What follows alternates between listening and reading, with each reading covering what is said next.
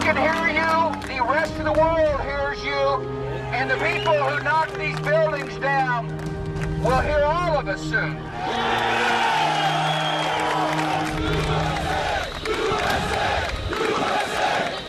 My name is Lieutenant Sean Parnell from Bravo Company 287 Infantry. I'm an infantry rifle platoon leader. We've been in quite a few direct fire engagements out here. They tend to be pretty violent. I don't lose a wink of sleep over the enemies that we killed. Gunfighter, born and raised, plain and simple, man. Make no apologies for it. A team of 4 Navy SEALs were on a mission in the mountains of Afghanistan. Only one of those SEALs made it out alive. His name is Marcus Luttrell. He wrote a book called Lone Survivor, and it's been made into a film.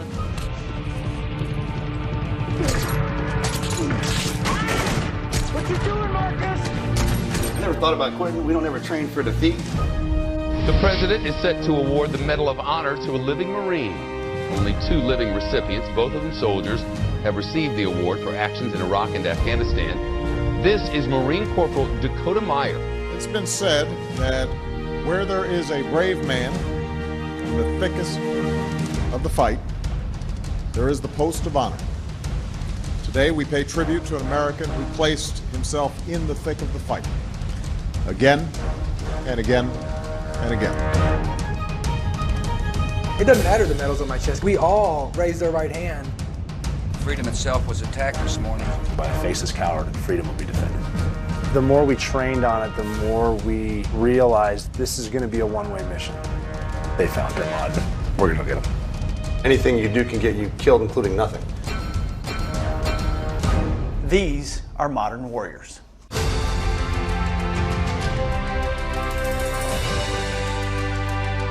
Thanks for joining us, and welcome to Modern Warriors. I'm your host, Pete Hegseth, and I gotta tell you, I am honored and humbled this evening to host what promises to be a very special hour-long TV event. You know, I'm joined by 4 special guys, 4 warfighters, 4 fathers, 4 patriots, 4 heroes. They may not use the word, but I will, and 4 veterans. And I'm actually grateful to call all 4 of these guys a friend. And you're gonna get to know them even more over the course of this hour, but they're 4 of the most accomplished and high-profile veterans and warfighters of the 9/11 generation. And they gave a lot on the battlefield, and they continue to give back. I call them gentlemen, but we've really got 2 SEALs, 2 soldiers, and a Marine.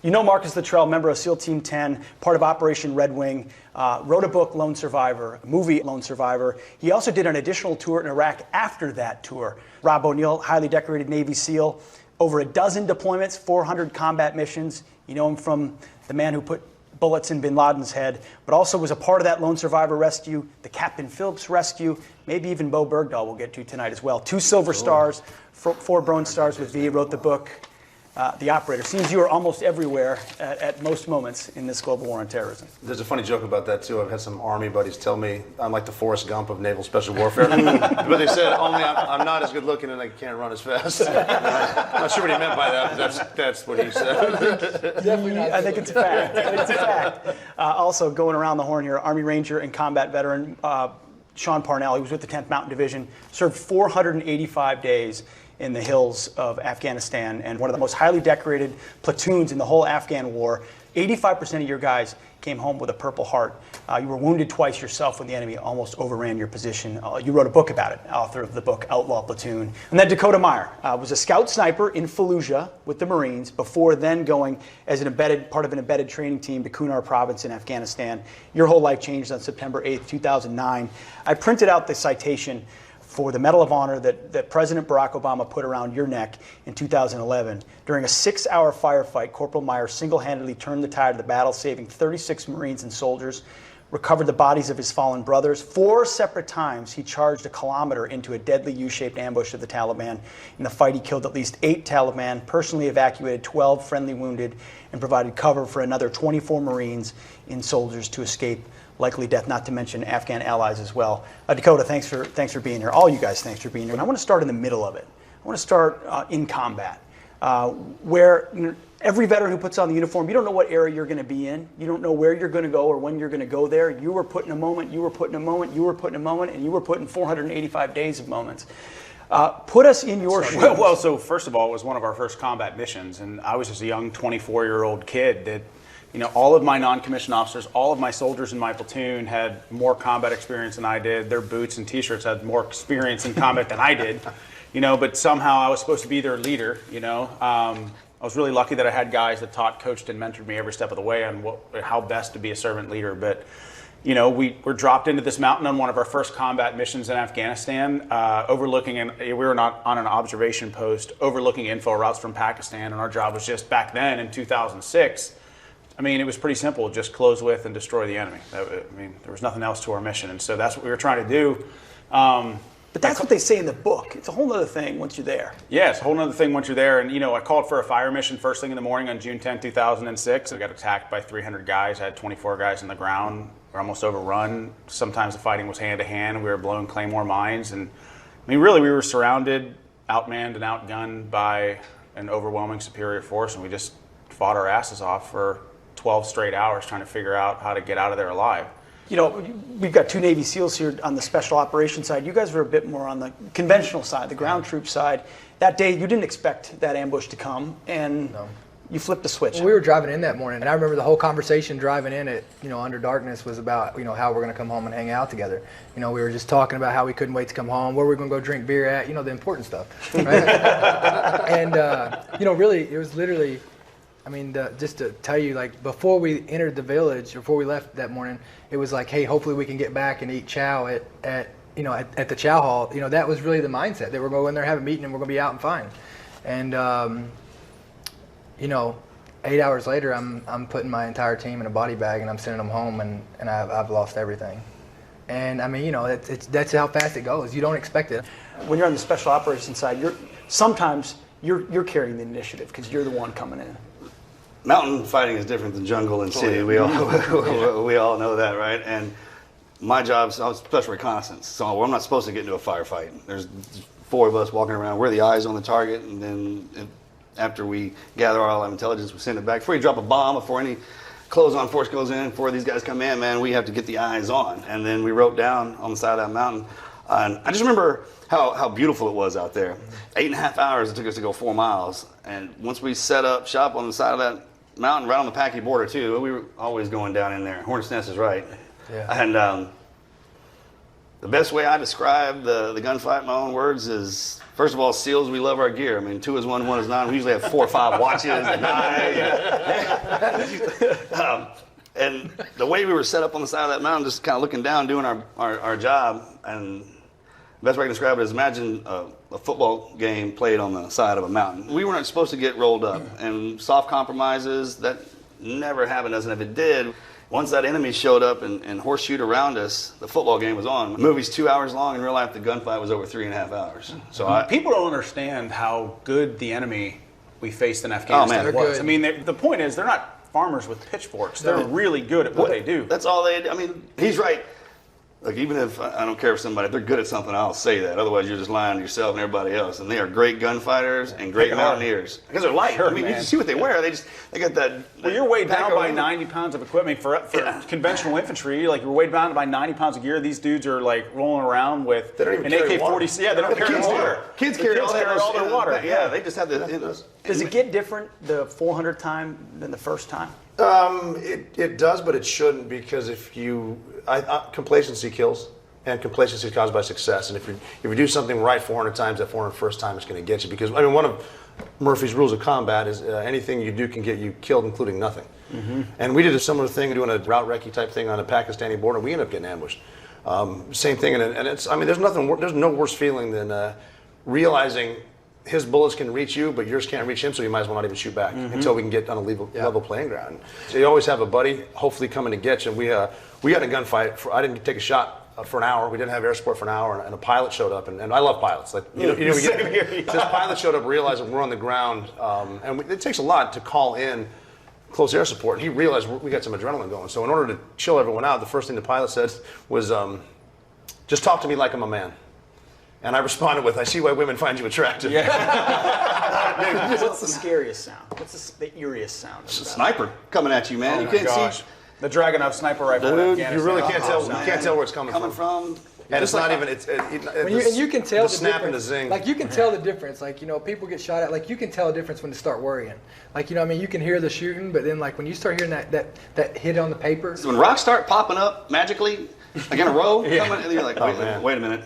Yeah, something's not right. Something's not right. You know what also is terrible is hearing them scream Allahu Akbar. I mean, I remember being on a hill a couple times, and the enemy's probably from like 20 feet away from me, and you can just hear them screaming at you, and you're yelling back at them, and you see those 8-inch knives on their belts and stuff, and you just, I mean, there was a time where I was going to order a bayonet charge into the teeth of the enemy, and then I realized the Army didn't freaking issue us bayonets anymore. That was going to be my Joshua Chamberlain moment, but we didn't have bayonets. I think probably, you know, the other thing that's probably the scariest thing that I remember is hearing a rocket come in, like hearing that. Oh my God, you know, it's so already true. I mean, it's not like you're going It's to move, too late, right? yeah. It's too late, but like just hearing it come in, not knowing where it's coming from, where it's going to hit. I don't know, those RPGs too, like just hearing them come. You know, I also have to say, like, RPG. I don't lose a wink of sleep over the enemies that we killed in Afghanistan, and that's the God's honest truth. What stays with me is the screams of my brothers that were wounded in combat and sometimes died on the battlefield that I couldn't help. I mean, that to me is the scariest thing.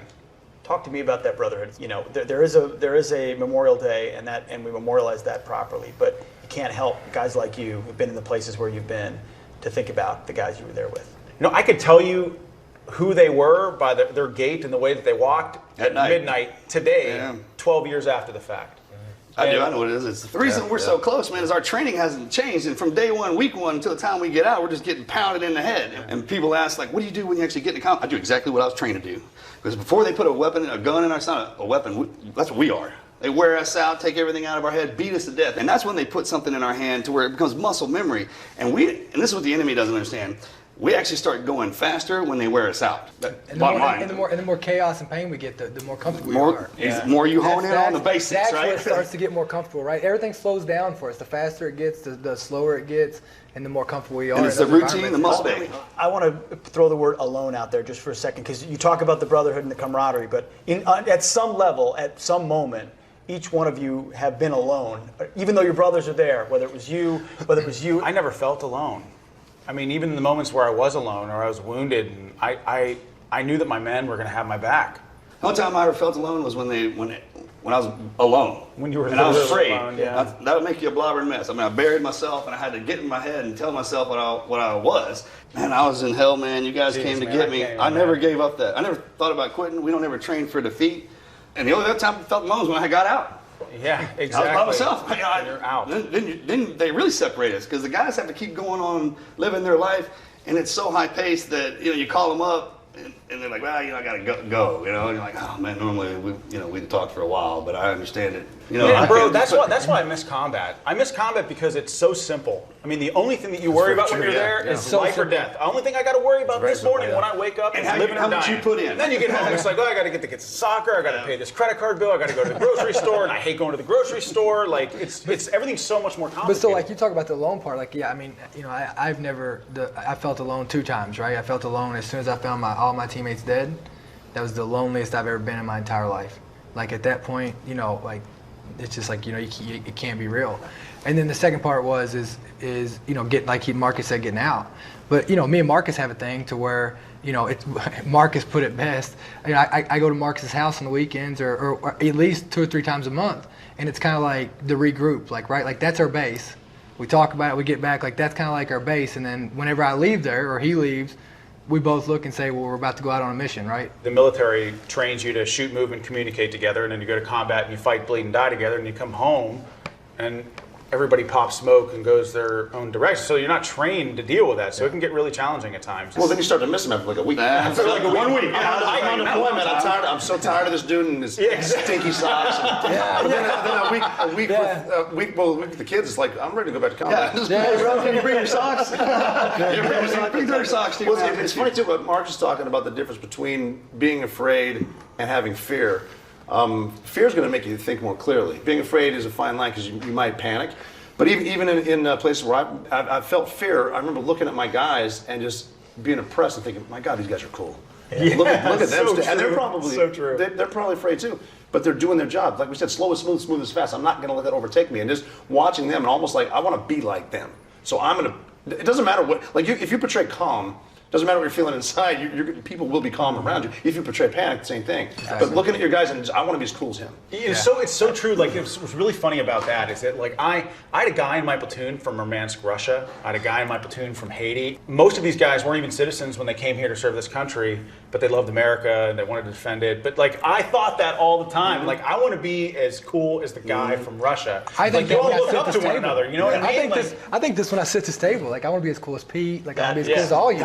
I could not agree more, because like normally you can't get me to shut up, and I'm just sitting there listening to cool stories. I'm like, man, I want to be like these guys. This is great. Unfortunately, I have to do my job, which is take us to commercial break here on Fox News Channel. But on the other side, I promise you more of this kind of conversation. Also, what's special about this table is these are 4 guys who didn't do it for the glory on the battlefield, but the lives of 36 Afghan and U.S. troops. Just 2 years later, at the age of 23, Dakota Meyer became the first living Marine to receive the Medal of Honor since the Vietnam War. Well, welcome back to Modern Warriors. I teased when we went to break about what it's like to be a kind of another, not another level of veteran, but to have a national spotlight thrust upon you. I think, Dakota, you're probably the clearest example of that, in that you were, one moment you're a corporal in a valley in Afghanistan, the next moment you're standing in the White House, and Barack Obama was putting a Medal of Honor around your neck. Yeah, I mean, I never knew I could. You were young, too. Throw that out there. Yeah, I was 23 whenever, I couldn't, like, wow. and in this, I was, the first living Marine since Vietnam, so it's not like the Marine Corps knew what to do, right? And, it was a lot of trial and error. And,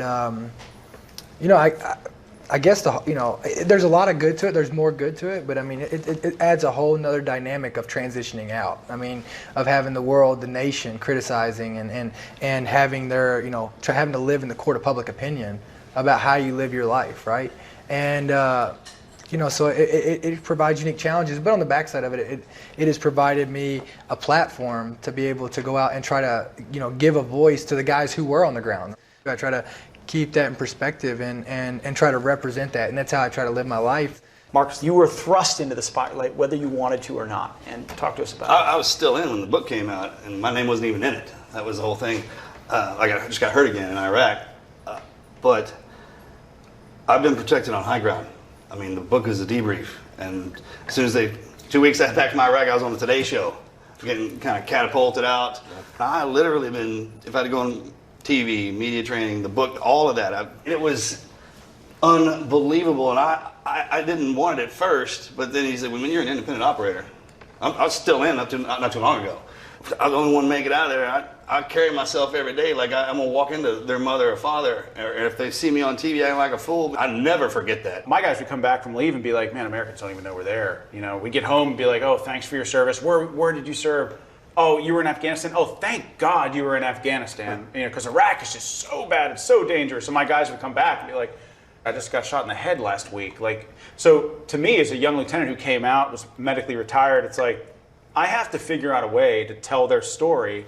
I wrote Outlaw Platoon, and I put it out there to honor them, Rob, I've heard you say many times, we went on that mission in Abbottabad believing we wouldn't come home. Mm-hmm. You've said it could have been any guy that went through that door, but it ended up being you. Yeah. You were one of the last guys to tell your story, frankly, but it has been told, and since a lot of eyes have been looking at you, what's that like?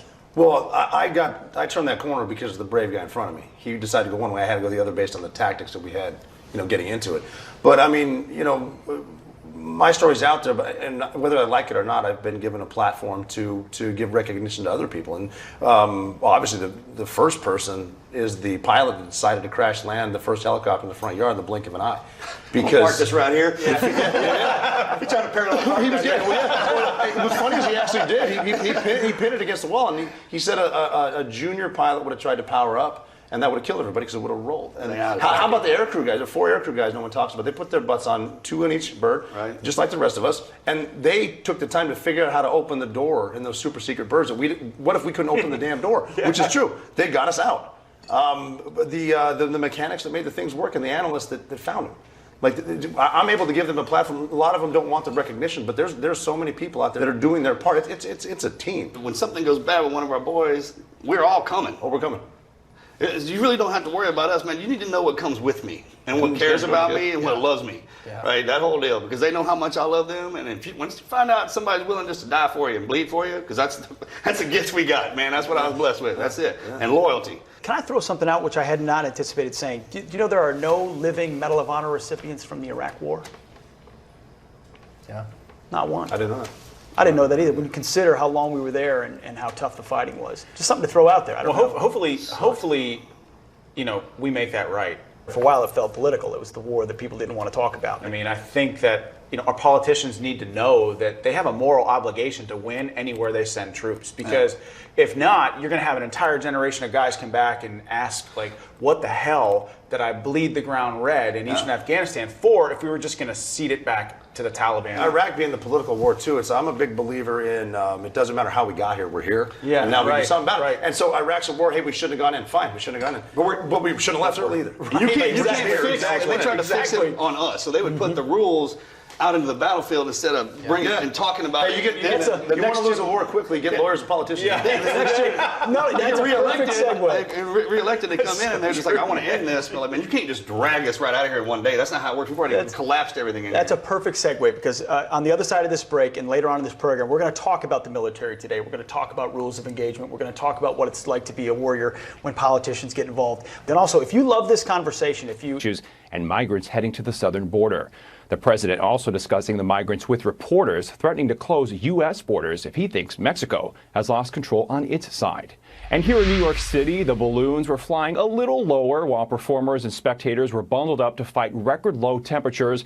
But the annual Macy's Thanksgiving Day Parade went on as normal. Temperatures were around 21 degrees. There was also a bitter wind, making the wind chill feel even lower. I'm Matt Finn. Now back to Modern Warriors.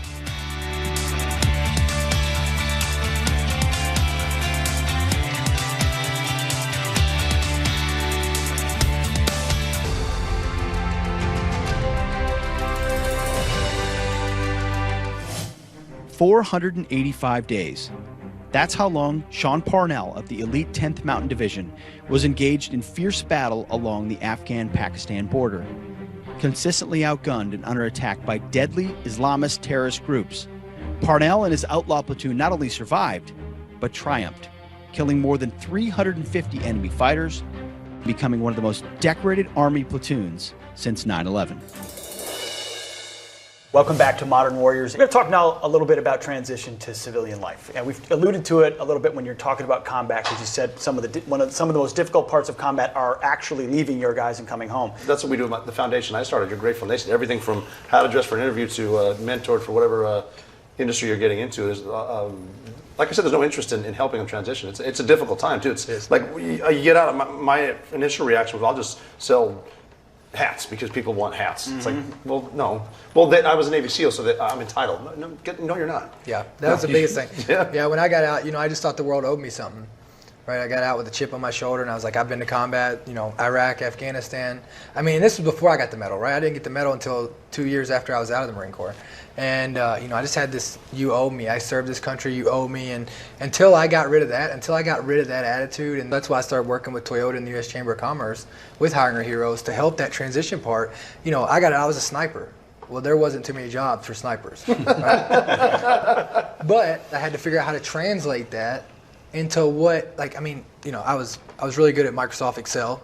Right? I mean, I could, at office, at PowerPoints, at briefing, communication skills. I mean, you take all those skills that you take and you apply that to anything else. Like if I could do it in the environment that I was in, logistics. How do you get through the initial fog? Call it post-traumatic stress, call it what you want. When you go through the types of things you guys went through, there's got to be something that a lot of guys don't make it out of. Yeah, God, you need to put your belief in upstairs. You got to put it in something higher than you, otherwise. For me, when you come back, it's important to continue to ask yourself, how do I live a life of meaning? It's by continuing to serve something greater than myself, continuing to serve the men and women who serve this country. And so that's part of the reason why I helped found the American Warrior Initiative. And I've got the great people who take payroll deductions of a company who has 10,000 plus employees to just say, hey, we're gonna take a payroll deduction, and 100% of this payroll deduction is going to go to the men and women who serve. So they find their sense of purpose through that, yes, which is a good thing. Yes. But how do you recapture your own? Because there's so much purpose in what SEALs go out and do what your platoon did, what you did in Iraq and Afghanistan, and then you come here and it's grocery list. No, but it's through serving others. You're just taking off the uniform. Right, You're not taking yeah. out the This is uniform. our new right? uniform. Yeah, exactly. It's You our just got it it's our undercover. urban camouflage. It's just a matter of having to figure that out in your head. Just like you said, man, it's the discipline of a sniper, not the rifle. Yeah. All right? That's and right. if you have that, man, you can apply that to anything. And look, part of it is telling men and women that come home to serve this country, it's like, look, you still have a mission. Get up off your, take a knee, drink water, get up, and you're still in the fight, right? Doesn't matter. You're a civilian now, but you're still in the fight. First of all, whoever's telling you that when you're getting out that it's going to be a problem, you need to come out of the military like it's not a problem. Exactly. Yeah, exactly. But I would say to you guys, but it is a problem. I mean, we see 20 veterans committing suicide a day, so this is something a lot of guys aren't overcoming. I think you're talking about how do you deal with the stresses of that piece of it. Of right? the I mean, boring modern life yeah. that you come home to in civilian life. Most of the military is hurry up and wait. My answer to that question, Pete, is that you have to help soldiers, or our troops, understand that there's still something greater than themselves to serve. There's still a mission, and you're still in the fight. There's always something to serve. I mean, like I've got my 2 daughters, right? I mean, that's what I wake up every single day. Everything that I do falls into to what is it going to do to help them? How is this going to benefit them? If it's not going to benefit them, how's it going to benefit them, or how's it going to harm them, right? And then that's how every decision's made, right? Every business decision, every decision that I make, it's based off how am I going to build it for my kids, and then to serve the public, right? I mean, I can remember a story of driving back. I landed in Alaska. It started snowing 18 inches, and I just remember inside of me, like as I was driving, there were cars everywhere off the side of the road, the highway. It took me 3.5 hours to get home because I stopped and checked every single car. That's the way you give back, by trying to help people. The greatest thing about the military, man, is it teaches you how to live, how to survive, how to get a job. There's a lot of ways to get an education, man. We go out and do it one way, and the scars and all this is our diplomas on our wall. But everyone else has mentioned stuff they've done. You've done a lot as well, whether it's the boot campaign, the Patriot Tour, the Lone Survivor Foundation. You run a podcast, Team Never Quit. I mean, how much of it is about being with other vets and recreating? It's all about that. That's my selfish way of getting back with all my boys. And people hear about all that stuff, and how far we're on the road. It's battle rhythm. Everybody, when we were getting out, wanted to go out and separate, do their business. I bought all that land to bring them back together. I know how strong we are together. That was my thing, man. All my friends have a strength that I have as a weakness. And that's why I keep them around me. More to be said here on Modern Warrior.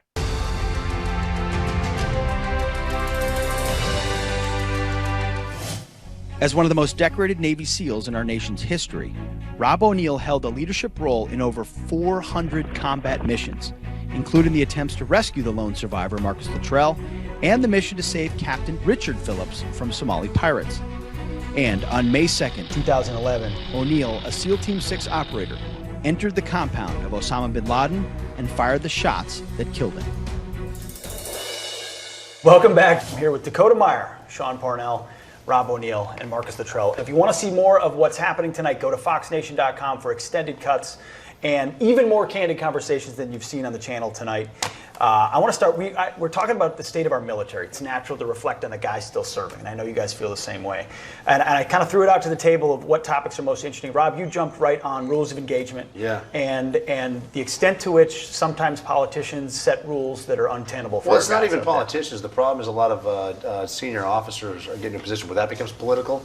And one of the issues is they never want to tell their boss something they don't want to hear. Exactly. And they're always, and the next guy wants Exactly. to get their next medal or ribbon, so they try to make more rules on stuff. And one of my last gunfights in Afghanistan, we're in a gunfight, we're in the trees, they back up to the cave, we're trying to call in Hellfires, and they said, we're asking permission from 500 miles away. They said, look, we're not saying there are women and children in the cave, we're just saying we can't prove that there are not. Mm-hmm. And my solution to that is, like, if you're going to sit there and type up rules of engagement, someone needs to be actively shooting at you. Yeah. So the same thing happened in my scenario, right? I mean, my teammates, the last thing that I heard Lieutenant Johnson call in was he tried to call in a support artillery mission on the village. Now, this entire village had already, I mean, there was nobody good at this point in the battle.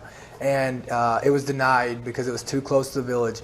And so afterwards, and the last thing that he said is, if you don't give me these rounds right now, we're going to die. And the response he got back was, we'll try your best.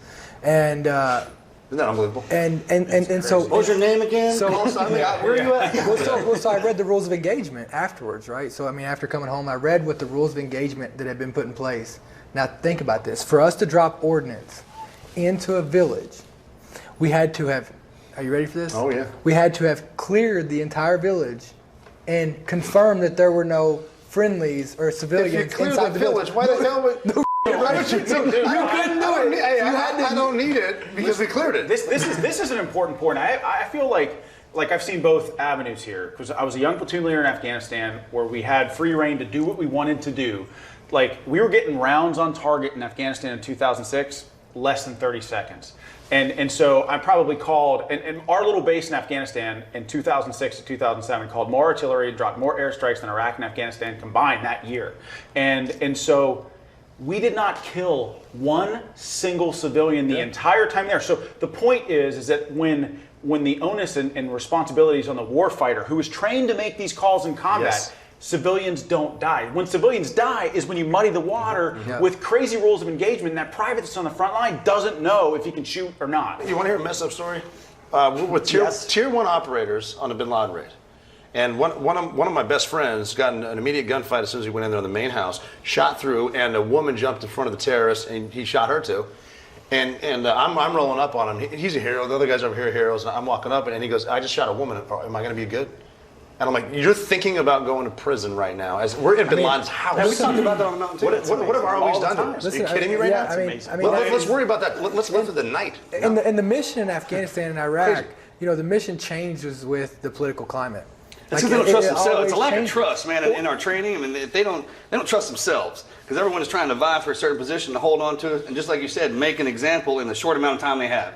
Like a big one, not just start the precedent. They want to start, go through the middle of it, and finish it before they get out, so they can do all that. Meanwhile, we're still in it. Listening to Rob and you and Dakota talk about that, it's the compassion that is at the core of the U.S. military. That's what makes us exceptional. And that, like, everything that people are watching right now gives you a window into the heart of how the American warrior acts when the rubber meets the road. The elite warriors that our country has trained to be on the knife's edge of combat are more worried about civilian casualties than anything else. That tells you it's the same thing cops do every day. It's the same thing cops live with every single day. Normally, with the Bin Laden deal back in the day, a country would have sent the entire country over there and snatched him out of there, man. We sent a handful of guys. Yeah, exactly. That was it. And so that compassion is important because it's not a value system that our enemies share.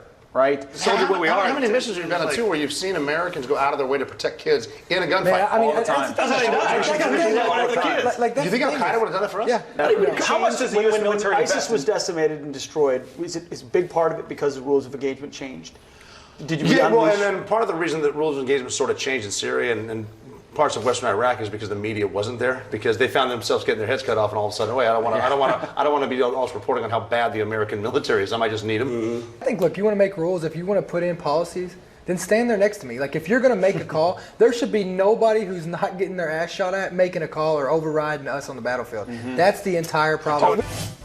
Marcus Luttrell and 3 of his fellow Navy SEALs were in search of a high-ranking Taliban leader in the Hindu Kush Mountains of Afghanistan as part of Operation Red Wing, when Taliban fighters ambushed the team. After an intense gun battle that killed his SEAL teammates and a failed rescue mission that left all 16 servicemen aboard a Chinook helicopter dead, Luttrell was left as the lone survivor. Welcome to Modern Warriors. A lot of guys and gals who wore the uniform never went to combat. You guys did and saw more than most. As you reflect on all those different eras and all those different wars and all those different enemies, what does Veterans Day mean to you? Whether you're in the field of battle, sitting on your couch, at a parade in your local hometown, what are you reflecting on it? Dakota, I'll start with you. I'm thinking about the guys that we lost, right? The guys that didn't make it home, who paid the ultimate sacrifice. And I think it's just a time to reflect. And I mean, to me, every day's Veterans Day. Every day's Memorial Day. Every single day. I wake up every day, and that's the first thing I think about, and it's the last thing I think about when I go to bed. This is what I think about on Veterans Day. Seriously. I'm serious. This is what I miss. But also, the fallen they're not sitting up in Valhalla saying, "Feel bad for me." No. They want us doing this. They want us messing with the officers. It's not really they want the SEALs messing with the Marines. Yeah, it's not really our day either, man. They want the Marines admitting they can bench press. This is what it's all about right here. What do you mean when you say it's not really our day? Well, I think Veterans Day is for the civilians. And it's their ability to recognize, it's a holiday, right? It's their ability to recognize and for all of them to show the appreciation. And it almost seems like Veterans Day is one of the things where political correctness hasn't come in and ruined it. Like we can all be veterans. Seriously, we can all. I would hope. And look, this is an important mission because the people that enjoy freedom in this country have never been further away than people, that protect it. And so I think the civilian military. I mean, it's a real thing. Only 0.4% of the people in this country serve. It's part of our job as the warrior class in this country to come back and educate people on what it means to defend freedom and teach them about the cost. I mean, I think that Veterans Day that's sort of part of it. Yeah, recognizes people can recognize that this. So here's the thing about I think what we can all do better at this table is that anytime you watch NFL Football Sunday, they're always rocking their Super Bowl rings. They're proud of the accomplishments that they make. But warriors are always reluctant to wear their medals. Just look at your wrists. Yeah, I mean, I wear the only medal I need to wear. I mean, I wear it every day. And so, at the end of the day, what's going to fix it is when we come back and we lead it by our actions and the lives that we live every single day. Sure. It doesn't matter the medals on my chest, because guess what? The medals are just the opportunities that were put in front of us. It doesn't just because someone served and never seen combat, or whether they did or they didn't. It doesn't make their service, my service, any more than them. Or he shot Bin Laden, so his service is no more than mine or yours. And we all raised our right hand. And we all were willing to do whatever the country needed us to do. And I think that if we live a life that's worthy of the sacrifices that everybody has made, the men and women who died, we'll go out and we will lead, and Americans will follow. Really well behind it. said. And when I go to ceremonies, I look back at the guys, the World War II guys, the Korean War vet guys, the Vietnam vet guys, the Gulf. I look back at them. Isn't it true? Sometimes you look back at other wars and you say, "Man, I wouldn't want to have been in that one." Yeah. I don't know. Oh man, Band of Brothers. I watch now. Oh my God, yeah. We have a reunion every year out for all Navy SEALs, and I ran to this guy about my grandfather's age, and he had a SEAL team hat on. I said, "Well, when did you go through Hell Week?" And he said, "June 6, 1944." And I said, "There was no Hell Week in June 6, 1944." And he goes, "There was in Omaha Beach, son." I'm like, wow. Smack! And so you guess who's drinking for free all day? You, sir. You said it, man. Our generation. Well, we want to thank everyone out there who's a veteran for their service to this country, and military families and those in the community. And special access to events. Fox Nation, opinion done right.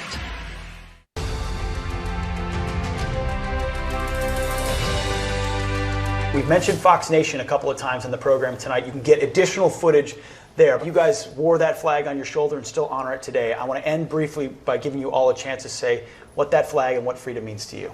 I mean, the flag, I took 4 years of my life, and I woke up every day to the first thing in the morning and going off was the flag being raised, of stopping what I did during that time. Every night it was brought down, of stopping what I did wherever I was at, to honor that every single night. It was what I swore allegiance to the day that I raised my right hand. It was right in front of me before I entered boot camp. And it was what I put my teammates under whenever they came home. The flag's everything. I mean, the flag represents the good, everything that is great about this country. And honestly, it's a beacon of hope across the world. Amen. That flag represents the most exceptional nation that the world has ever known, and it also represents, we wear the best military on the face of the planet wears that flag on our shoulder every day, and so, I would die for that flag. It means everything to me, and when I see it waving in the sky, I just get an immense sense of pride. Rob? Red, white, and blue is white is purity, red is valor, blue is justice. And what you'll notice is you've said the Pledge of Allegiance in school every day, but take a look around right now. The flag is right there somewhere. It's with you every single day, and it's watching over you. So just, it's there. In any given direction, when you look at it, it's a different color, different shade, speaks to different languages, religions. And when you have a country that's made up of a melting pot of everybody, I mean, it ain't gonna fall, right? Where are you gonna go? Everybody came to hit this part, right? And it just keeps feeding itself. It's its own machine, and it's really truly magnificent. Well said. Marcus, Rob, Sean, Dakota, it's been an absolute honor and pleasure to be here, to observe this, to watch this, to laugh and to learn. And I know our audience out there across America appreciates the opportunity to spend this time with you. Good night from this table of Modern Warriors. Thank you very much for joining us.